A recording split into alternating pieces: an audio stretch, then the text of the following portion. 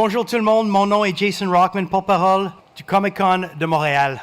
Merci d'être ici au Casino de Montréal pour le dévoilement de la programmation du Comic-Con de Montréal 2024. We're glad you could join us today as we unveil some of your 2024 guests and programming elements. Depuis 2009, le Comic-Con de Montréal est à l'avant-garde de la célébration et de la promotion de la culture populaire, que ce soit dans la bande dessinée, le cinéma, la télévision, le streaming, la musique ou d'autres formes d'art. Ce qui était autrefois marginal a désormais rejoint le courant dominant alors que nous continuons à élever les excentriques passionnés.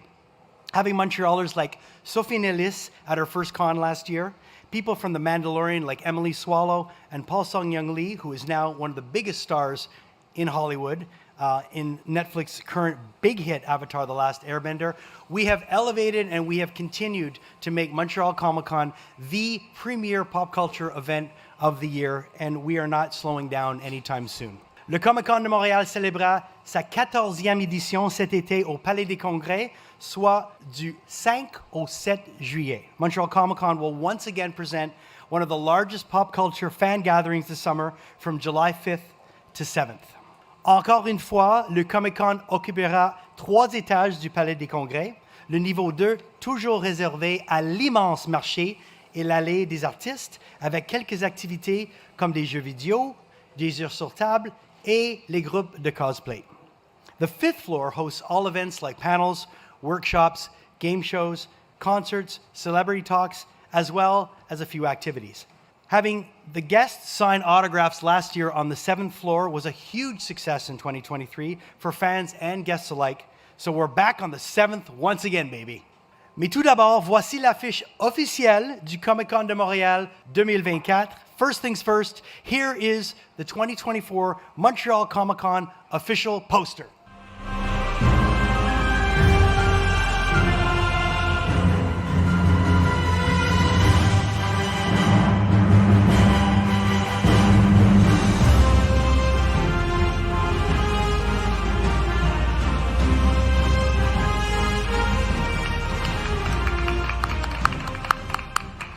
Un merci tout spécial à l'équipe de Pure Arts qui collabore avec nous depuis quelques années et qui ont créé notre merveilleuse affiche 2024.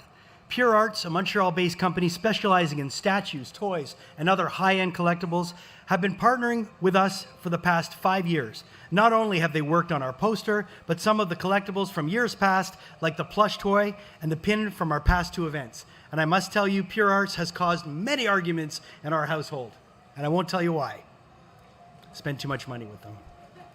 J'aimerais maintenant inviter le directeur de la programmation du Comic-Con de Montréal. Please give a warm welcome to our programming director, Cliff Caporale.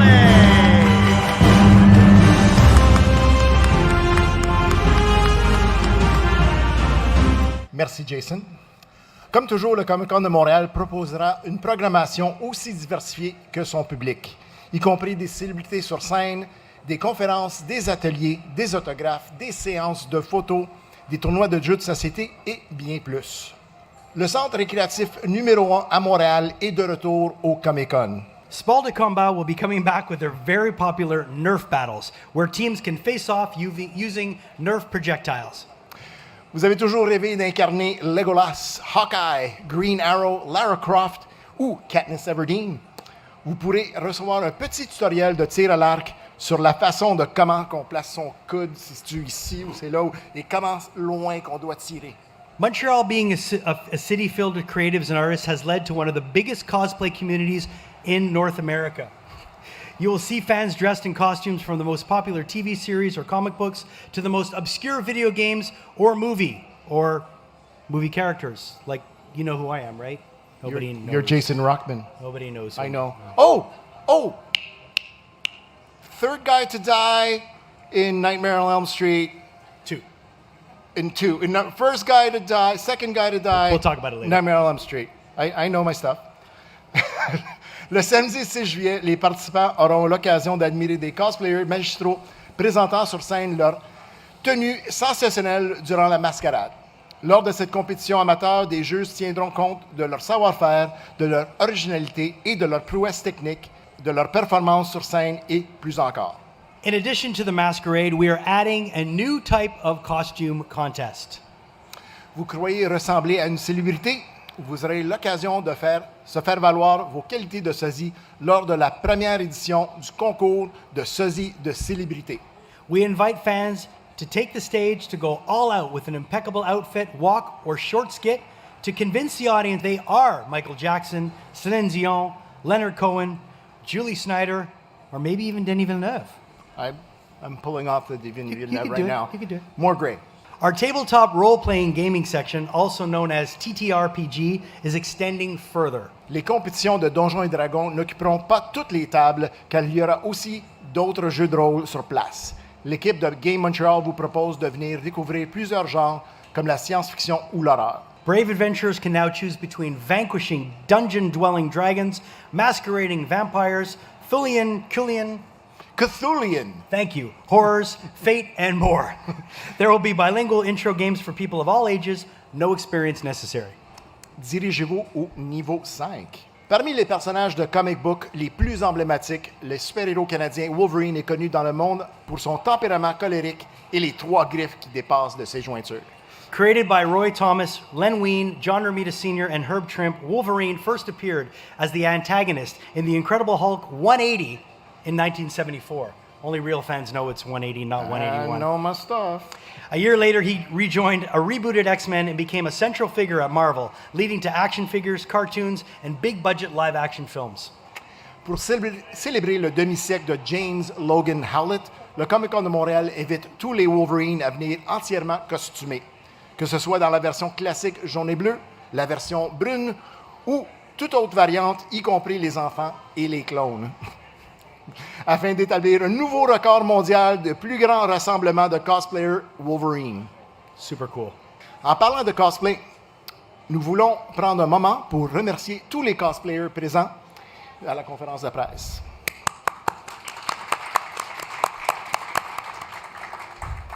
You may have noticed 2 superheroes that looked like they stepped directly out of our posters.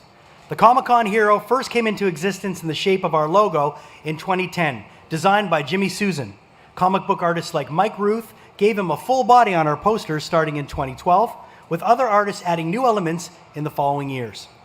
Les 2 costumes que vous voyez aujourd'hui sont le fruit d'une collaboration avec Parallel Life Studios, un costumier français qui déménagera à Montréal cet été. Super cool. E-Box sera présent au Comic-Con. Depuis plus de 25 ans, E-Box se démarque dans le marché des fournisseurs d'Internet au Québec. Ce qui fait le succès et la réputation d'e-Box se résume, entre autres, à leur prix de stable et ultra compétitif, la facilité de faire affaire avec eux, leur service à la clientèle réputé, humain et dévoué. Depuis 2017, e-Box figure parmi les fournisseurs Internet offrant le meilleur service selon Protégez-vous.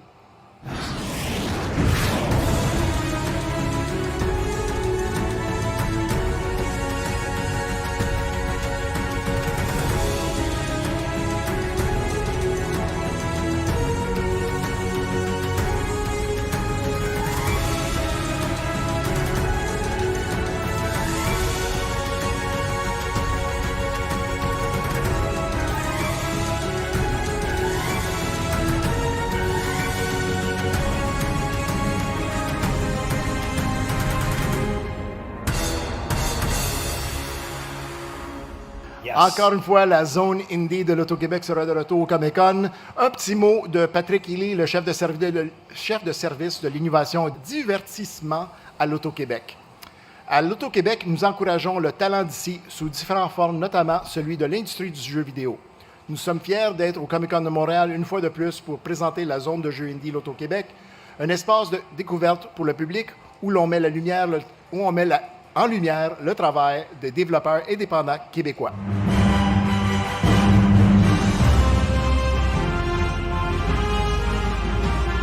Les bandes dessinées et les comic books sont au cœur de ce que nous faisons. Après tout, c'est dans notre nom, Comic-Con. Tout comme les premiers Comic-Con à New York, nos événements ont commencé comme un lieu de rencontre entre les fans et les créateurs. Au fil des années, nous avons ajouté plusieurs volets qui s'inspirent des récits de bandes dessinées, qu'il s'agisse des films de jeux vidéo ou des dessins animés. Ce qui unit tout cela est la passion pour la narration et la connexion des créateurs et des artistes à leur fandom. On the comic book side, we have 3 first-time guests that are currently some of the most sought-after talent in the business. Ryan Stegman est un dessinateur et écrivain de comic books surtout connu pour son travail sur les personnages de Marvel Comics, notamment Wolverine, X-23, Spider-Man et Venom. He has worked extensively in the Spider-Man family of titles. He co-created the Eldritch God of Darkness and the creator of the symbiotes Null, aka the King in Black. La semaine dernière, à South by Southwest, Stegman a été annoncé comme l'artiste principal de la relance des X-Men cet été. Il créera le prochain chapitre de Cyclops et son équipe de poids lourds, dont Magneto, Beast, Psylocke et Juggernaut.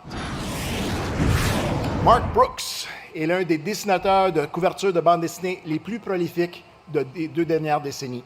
If you have bought Marvel Comics of late, it is highly likely you own several covers by Mr. Brooks. He has worked on Deadpool, Immortal X-Men, Avengers, Fantastic Four, Secret Empire, Ultimate Spider-Man, and Star Wars books Kanan, The Last Padawan, and Darth Vader. I got a Darth Vader tie. Oh, no. So Oh, yeah, happy. it's true. Pour ne citer que quelques-uns des centaines de livres sur lesquels il a travaillé. Zeb Wells a écrit pour Marvel depuis plus de 20 ans, notamment des titres tels que New Mutants, Venom Dark Origin et plus récemment sur Hellions et la relance 2022 de The Amazing Spider-Man. In addition to his comic book credentials, he writes and directs for television and film. He wrote, directed, and voice acted for Adult Swim's stop-motion comedy series Robot Chicken. Most recently, he worked on the TV series She-Hulk, Attorney at Law. Ses prochains projets incluent la série Marvel Zombies qu'il a créée pour Marvel Studios Disney+, et le film très attendu Deadpool and Wolverine, dont la sortie est prévue le 26 juillet cet été. Dans les années 80, la culture américaine a connu un rebond émotionnel suite au traumatisme de la guerre du Vietnam, des pénuries d'essence, des émeutes et de l'inflation. Les Américains ont adopté un nouvel optimisme reflété dans les médias de l'époque avec des films comme The Breakfast Club et 16 Candles de John Hughes et des sitcoms populaires comme Who's the Boss et Family Ties, portant sur les familles de classe moyenne vivant dans les quartiers de banlieue où elles menaient une vie aisée sans effort. And yet, the lives of everyday Americans were not nearly as idealistic as domestic primetime fantasies would have it seem. Violent crime rose, and the manufacturing industry was hollowed out and exported. Perhaps subconsciously responding to the dissonance between the reality of their lives and the idealistic propaganda on their television, Americans turned to slasher movies for alternative entertainment. Entre en jeu le cinéaste Wes Craven, un universitaire tombé dans le domaine de l'horreur par hasard. Le genre lui permettait de raconter des histoires qui exploraient les possibilités du cinéma et d'interroger des questions sociales et philosophiques. A Nightmare on Elm Street was the tale of suburban teenagers stalked in their dreams by Freddy Krueger, a child murderer whose weapon of choice was a glove with knives fashioned onto the fingertips. Freddy had been arrested for his crimes, freed on a technicality, and then burned alive by a mob of vigilante parents. He now haunted the dreams of the teenagers whose parents immolated him, killing the adolescents in their sleep. La sortie du film Nightmare on Elm Street coïncide donc avec la génération suivant cette migration qui a forgé la banlieue contemporaine. La conception mène à l'attrait des banlieues résidait dans leur éloignement des soi-disant dangers et débauches de la ville. Ces communautés bien entretenues et riches constitueraient un nouveau jardin d'Éden où pouvait renaître le rêve américain. Les séries et les drames pour adolescents des années 80 reflètent cette utopie. Wes Craven en a fait un cauchemar. En février dernier, nous avons voulu souligner l'importance du film qui fête ses 40 ans avec quelques annonces. We're proud to have Amanda Weiss, who played Freddy's first on-screen victim. In addition, we are including Lisa Wilcox, who appeared in A Nightmare on Elm Street 4, The Dream Master, and number 5, The Dream Child, as a teen that inherits dream superpowers from Freddy's victims. Et ce ne serait pas une véritable célébration sans l'homme qui a donné vie au tueur à griffes et nous a fait faire des cauchemars pendant des décennies, notre premier invité d'honneur, Robert Englund. But we're not done. Today we are pleased to announce not one, but 2 more Nightmare alumni. Heather Langenkamp, who played Nancy Thompson in the original film and reprised the role in A Nightmare on Elm Street 3, Dream Warriors. She later portrayed a fictional version of herself who embodies the role of Nancy in Wes Craven's New Nightmare. Nous ajoutons également Ronnie Blakely, qui incarne la mère de Nancy, Marge Thompson, une femme gravement déprimée qui a réglé des problèmes en buvant et qui faisait partie du groupe de justiciers qui ont tué Kruger.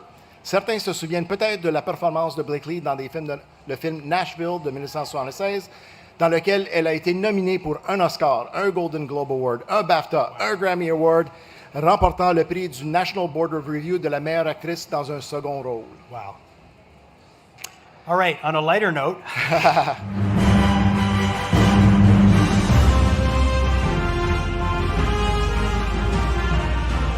Jodie Benson is an American actress and singer that is best known for providing the role of Ariel in Disney's 1989 animated film The Little Mermaid, and throughout other films, including its sequel, prequel, and television spin-off. But Daddy, I love him! Jodie a également prêté sa voix à la pétillante Barbie dans Toy Story 2 et Toy Story 3 de Pixar.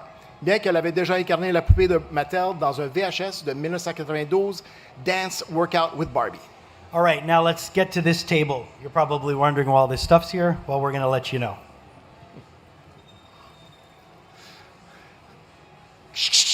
Effets spéciaux. Carl Dodd est un acteur de doublage et un chanteur, surtout connu pour son interprétation du personnage de Marvel Comics Wolverine dans X-Men The Animated Series. Carl est sur le point de retrouver sa joyeuse bande de mutants dans X-Men 97, la suite de la série originale qui sort demain, le 20 mars, sur Disney+. Carl has also provided the voice of Slappy the Dummy in Goosebumps, Captain America and Capcom's Superheroes, Rip Rockefeller in Rescue Heroes, Ron Rapidfire in Paw Patrol, and also the singing voice for Doozer on Fraggle Rock. Yay, Cal Dodd. Happy to finally have him here. All right, I got you. Oh, I got you for this. me? Okay. Yeah. All right. Yeah. You want to smoke? Can we smoke here? Can we smoke here? You can't smoke? No? No? Oh, yeah. But you know who does smoke everywhere? Trailer Park Boys. Canada's most beloved miscreants from a small town. You can take a sip. You're not getting fired. Don't worry about it. It's 11 o'clock. Canada's most beloved miscreants from a small town in Nova Scotia, Rob Wells, who plays Ricky, John Paul Tremblay, who plays Julian, and Mike Smith, who plays Bubbles, have created loyal and lovable characters on their television series, and their message has spread globally. Over the past 18 years, the boys have garnered much press and gained a hardcore following of fans. Fait intéressant, lors du passage au Comic-Con, les Trailer Park Boys rencontreront leurs fans entièrement sous les traits de leurs personnages. Que ce soit pendant les séances de photos, leurs autographes et lorsqu'ils monteront sur scène, c'est une expérience très spéciale. So full... Never break character. Never break character. They never break character, ever. Qui a 2 pouces a remporté une victoire historique au championnat de la WWE à New York et qui est peut-être l'icône de ECW la plus populaire de tous les temps? Say it with me. Rob Van Dam! Van Dam is a martial artist from Battle Creek, Michigan that broke into ECW in 1996. By mid-1997, he joined Jerry the King Lawler on Raw to end all things extreme, but eventually returned to ECW, capturing the ECW Television Championship, and held it for nearly 2 full years, relinquishing it due to a serious injury. At WrestleMania 22, RVD defeated 5 other superstars to win the Money in the Bank ladder match. And keeping on that train, Kevin Nash. Yes, Kevin Nash is an American professional wrestler and actor and retired basketball player who performed in WCW and WWF and WWE. Nash has wrestled under several ring names, including Diesel, but is best known by his real name. Kevin Nash est apparu dans plusieurs films et séries télévisées, dont Teenage Mutant Ninja Turtles 2, The Secret of the Ooze, dans le rôle de Super Shredder, The Punisher dans le rôle de Russian, et dans 3 films Magic Mike dans le rôle d'Ernest Elias Tarzan. I'm not going to do my moves. No. En 2023, le public découvrait la série Netflix One Piece, basée sur le manga du même nom. La série est en tête des classements Netflix, ce qui en fait l'une des séries les plus regardées de 2023. Jeff Ward is an American actor best known for his roles as Deke Shaw in Agents of S.H.I.E.L.D. and Buggy the Clown in One Piece. He's cute, eh? He's so cute. Is Baby Yoda? Or I don't know, Baby Yoda? Grogu. Or Grogu. Ready? Giancarlo Esposito. is an actor best known for playing Gus Fring in the AMC crime drama Breaking Bad and Better Call Saul, and he's also after the baby. Il s'est fait remarquer pour ses rôles dans plusieurs films de Spike Lee, entre autres School Days, Do the Right Thing, Mo Better Blues et Malcolm X. L'acteur a également doublé le personnage de Ra's al Ghul dans Son of Batman. He has had a significant presence on television, including Homicide: Life on the Street, and playing the Magic Mirror on Once Upon a Time. In the last few years, he's landed several high-profile roles, including Adam Clayton Powell Jr. on Godfather of Harlem, Leo Papp on Kaleidoscope, Stan Edgar in The Boys, and Moff Gideon in The Mandalorian, always after the baby. Star Wars épisode 1, La menace fantôme, est arrivé le 19 mai 1999, avec un degré d'anticipation et un cirque médiatique rarement vu auparavant. Il s'agissait du premier nouveau film de la saga de Star Wars depuis le retour du Jedi de 1983.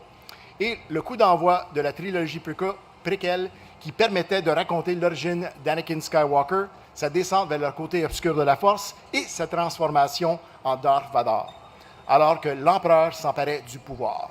As the Phantom Menace celebrates its 25th anniversary this year, we thought it only be fitting to invite the most iconic character to come out of the prequels, Darth Maul himself, Ray Park.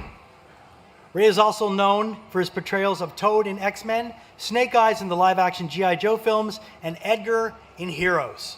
We are proud to present Ray Park's Saber Action Masterclass, a special 45-minute instruction of single saber and dual saber choreography and demonstration in a private session limited to 4 participants per session. Let's take a look.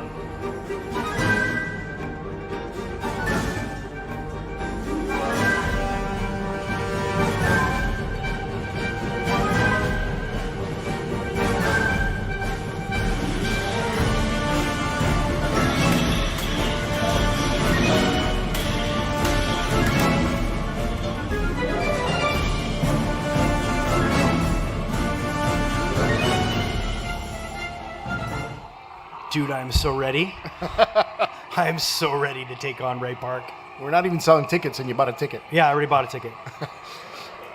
Okay, Ne manquez pas cette expérience unique d'entraînement avec Darth Maul en personne, ce qui inclut l'instruction de sabre de 45 minutes, l'autographe de Ray Park sur votre sabre laser, un selfie de groupe avec Ray Park et les 3 autres participants. Les billets pour cet événement seront disponibles dès la mi-février, mi-avril. And they're going to go super fast. There's only 12 spots, basically. Only 12 spots.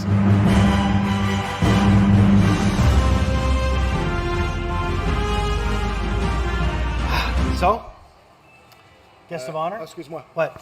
Why are you doing that? C'est pour la prochaine annonce, on se prépare. Oh, okay. All right. What's coming up next? Okay. Our latest guest of honor for 2024 is none other than living legend, Vincent D'Onofrio. Thank you. Many have pointed his role as the clumsy Marine recruit Private Leonard Gomer Pyle Lawrence in Stanley Kubrick's Full Metal Jacket to be a career-defining moment, and it was. Adventures in Babysitting, Oliver Stone's JFK, Tim Burton's Ed Wood, Tarsem Singh's The Cell, and Jurassic World represent a small portion of his standout performances in film. À la télévision, il a joué des rôles comme celui de le détective Robert Goren dans Law & Order Criminal Intent, du magicien d'Oz dans Emerald Cities et bien sûr de Wilson Fisk, alias Kingpin, dans la série MCU de Daredevil, Hawkeye, Echo et prochainement Daredevil Born Again sur Disney+. Super, super cool. Le Comic-Con de Montréal est possible grâce à ses partenaires. Nous aimerons apporter sur la scène sorcière et magie pour dire quelques mots. Come on up. Bonjour, hi! On est tellement contents de participer pour la première fois au Comic-Con de Montréal. On est la toute première boutique vendant exclusivement des produits Harry Potter au Québec. On vient d'arriver, septembre 2022, à Drummondville. Donc, on s'est dit qu'on apporterait notre magie au Comic-Con, c'est sûr, cette année, parce que je pense qu'on fit vraiment. Fait qu'on attend juste que les acteurs se pointent aussi, puis on vous remet ça dans vos mains. Merci beaucoup. Merci. On a bien hâte. Bienvenue. Nous aimerions aussi remercier nos autres partenaires comme Asmodee, Édition ADA, Télétoon La Nuit, Sport de combat, Parallel Live Studios, Palais des Congrès, L'Auto-Québec, Casino de Montréal, Cinéma Gouzeau, E-Box, École NAD UQAC Game, D&D Montréal, Pure Arts et bien sûr Sorcière et Magie. Encore une fois, merci d'être ici aujourd'hui pour célébrer le lancement de la 14e édition du Comic-Con de Montréal. Les annonces aujourd'hui ne sont que le début et encore plus d'invités seront ajoutés à la liste. Au plaisir de tous vous voir le 5 au 7 juillet au Palais des Congrès. Today's announcements are only the beginning, and even more guests will be announced in the coming weeks. Hope we get to see you this summer, July 5th to 7th, in cosplay or not. It'll be fun as always. Les billets sont en vente maintenant au montrealcomiccon.com. Tickets are on sale now at montrealcomiccon.com. Thanks for coming today, guys. Merci, Jason. Kingpin.